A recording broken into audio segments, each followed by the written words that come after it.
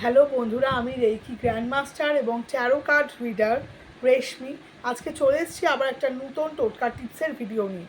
তো আজকে আমাদের ভিডিওর যেটা বিষয় সেটা হচ্ছে গিয়ে ইভেল আই বা তোমাদের যে ইভেল নেগেটিভিটি বাড়ির থেকে কি করে রিলিজ করবে, বা ওয়ার্ক প্লেস বা বাড়ির থেকে কি করে রিলিজ করবে।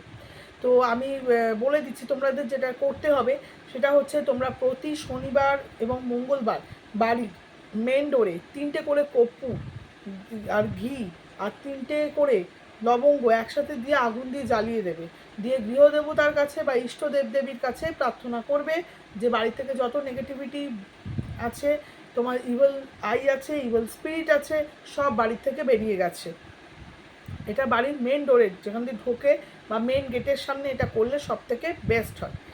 দ্বিতীয় যেটা করতে পারো, প্রতিদিন রাত্রিবেলা শোয়ার সময় একটা মাটির পাত্রে বা পিতলের ধুনুচির ভিতরে তেজপাতা, লবঙ্গ, দারচিনি, এলাচ, তারপরে তোমাদের কালো সর্ষে, তারপরে তোমাদের কর্পূর, এইগুলো নিয়ে আগুন দিয়ে সেই আগুনটাকে সব ঘরে একটু একটু করে হালকা করে দেখিয়ে দিয়ে এবং মনে এই ধরনের ইন্টেনশনস দেবে যে আমাদের বাড়ির থেকে পুরো নেগেটিভিটি বেরিয়ে গেছে, যত ব্লকেজেস আছে সব বেরিয়ে গেছে। ঠিক আছে, এটা কিন্তু খুব ভালো বেনিফিট তোমাদেরকে দেবে।